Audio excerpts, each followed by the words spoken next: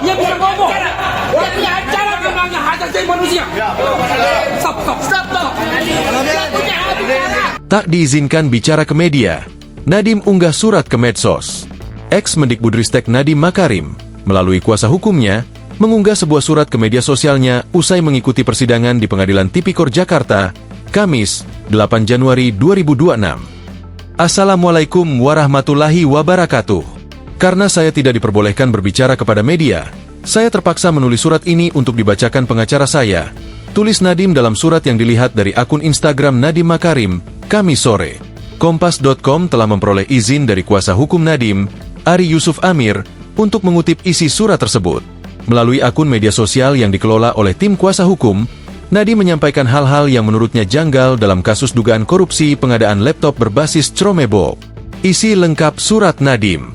Pesan dari Nadiem Kamis 8 Januari 2026. Assalamualaikum warahmatullahi wabarakatuh. Karena saya tidak diperbolehkan berbicara kepada media, saya terpaksa menulis surat ini untuk dibacakan pengacara saya. Izinkan saya melontarkan beberapa pertanyaan kepada publik agar mereka juga bisa menilai kejanggalan dalam kasus saya. Apakah masuk akal keuntungan yang saya dapatkan 809 juta rupiah? Kalau total omzet Google dari pengadaan Chromebook hanya sekitar 621 juta rupiah? Apakah ada kejahatan yang membayar lebih dari keuntungan? Apakah masuk akal memilih operating system yang lisensinya gratis, yaitu Chrome OS yang menghemat negara 1,2 triliun rupiah dibandingkan dengan Windows yang berbayar dibilang merugikan negara?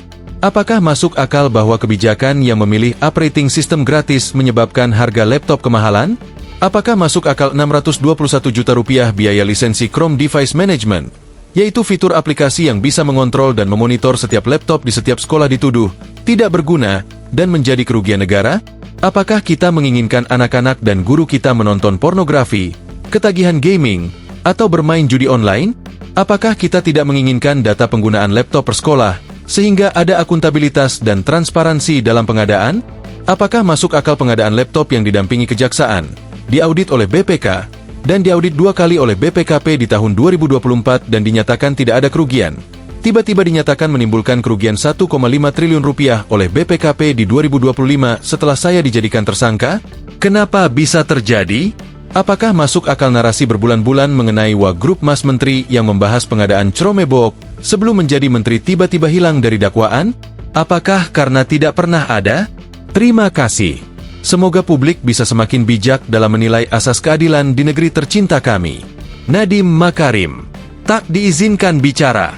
Setelah 2 kali mengikuti persidangan, yaitu pada Senin, 5 Januari 2026, dan hari ini, Kamis, 8 Januari 2026, Nadiem tidak diberikan kesempatan untuk berbicara di hadapan media usai sidang. Pada sidang pertama dengan agenda pembacaan dakwaan dan eksepsi, Nadiem langsung digiring ke mobil tahanan usai sidang. Sejak di dalam ruangan hingga ke area lobi tempat awak media menunggu, Nadiem dikelilingi pengawalan dari TNI dan Kejaksaan. Ia tidak bisa bergerak ke arah media di sisi kiri pintu. Hal serupa juga terjadi pada sidang Kamis ini. Dakwaan Chromebook. Berdasarkan uraian surat dakwaan, Nadiem bersama 3 terdakwa lainnya disebut telah menyebabkan kerugian keuangan negara senilai 2,1 triliun rupiah.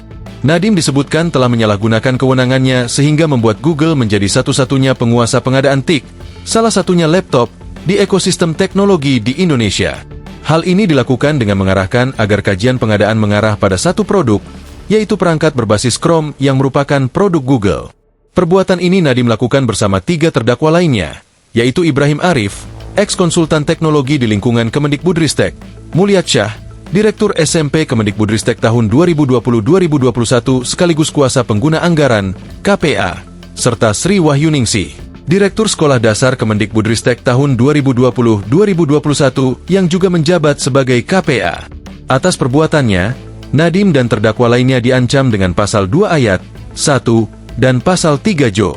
Pasal 18 Undang-Undang Nomor 31 Tahun 1999 sebagaimana diubah dan ditambah dengan Undang-Undang Nomor 20 Tahun 2001 tentang perubahan atas Undang-Undang Nomor 31 Tahun 1999 tentang pemberantasan tindak pidana korupsi Jo.